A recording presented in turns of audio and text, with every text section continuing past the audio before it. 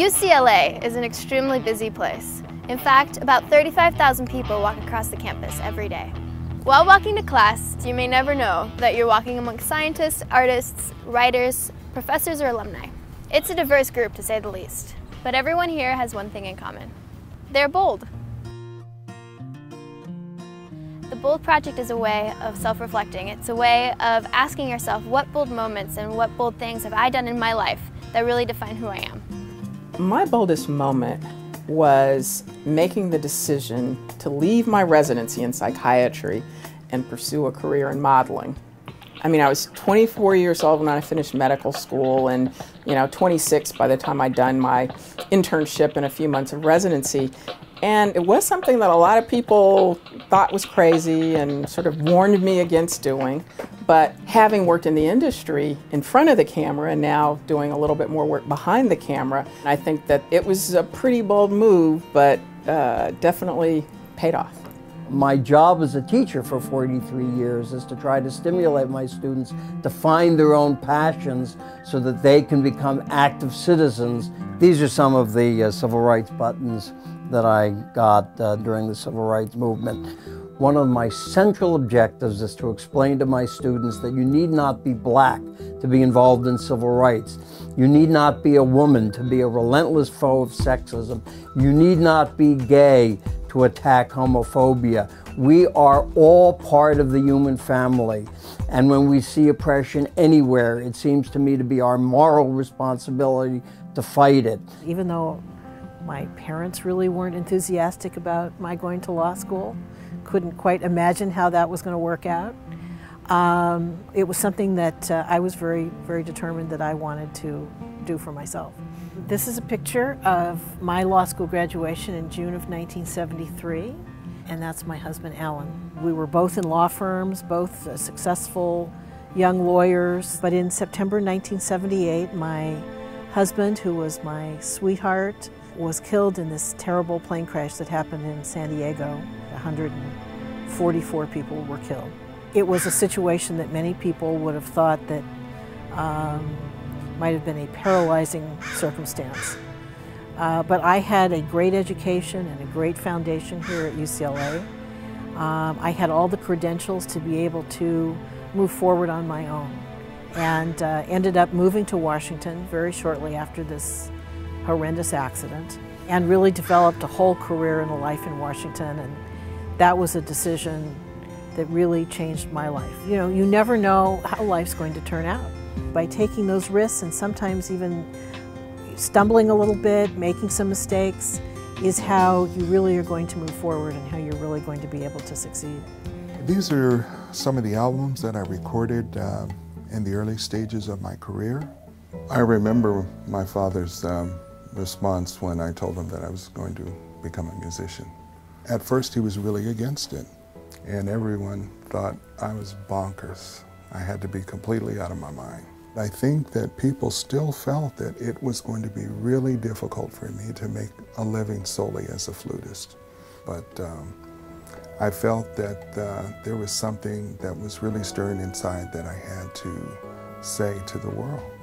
The first concert that I did in New York after moving to New York was reviewed in the New York Times. And things just took off right after that point. When you get to my stage in life, you have a long life to look back on, and there are a number of moments that I thought, wow, I was doing something pretty bold. But probably the most dramatic one was when I decided to go to Mato Grosso in the Amazon in Brazil to do research on Brazilian Indian music. The real challenge was learning how to camp in the jungle and how to fish and how to shoot a rifle and how to hunt. And that was tough. We also got malaria and suffered a fair amount. I went all the way to the Amazon and went to a really distant place, but actually you can be bold in a whole lot of ways, a whole lot closer to home. There are lots of ways to really challenge yourself and try something new, and you never know when that's going to suddenly turn into a life's love and a life's occupation for you. So we're all part of Ideas at UCLA, which is the support group and advocacy group for undocumented students on campus. Being undocumented does allow you to see these things that most people do take for granted. You can't work, you can't drive, sometimes you can't even go to school in certain states. especially because you're undocumented, you're associated with this stereotype that, you know, undocumented people just work in the fields. They're all, you know, they're all Mexican, and they all just take jobs away. But that's not the fact. And I think that's what we do as undocumented students, is we prove that wrong every day. It's just another reason for me to try even harder in school. Being undocumented and unafraid is bold. The BOLD project asks students to fill out their anonymous bold moment on the back of a card and then slip it into a drop-off box around campus. During the school year, thousands of students participated, so we got perspectives from all over campus. It was totally anonymous because we wanted students to give their true BOLD experience.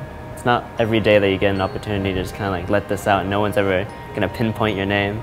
After filling out the BOLD card, I realized that there are so many different definitions of bold, you know. A lot of bold decisions lead to really great things. I'm probably more prone to take some risks now. It makes me think about maybe the decisions I make in the future, like, you know, trying to not hold back as much, maybe try to do more outgoing things. It's a short question, but it's really cool because I thought, wow, I actually have done some things, and like, it may not be what I say is bold 20 years from now, but it's still like a pretty good place to be. And it really made me think, should I be a little more bold? Should I put myself out there a little more? After the BOLD project, the greatest thing I learned was life is made out of bold moments, and every bold action that you take really defines you as an individual. And it's these moments that you'll look back on and will realize that they really shape your lives.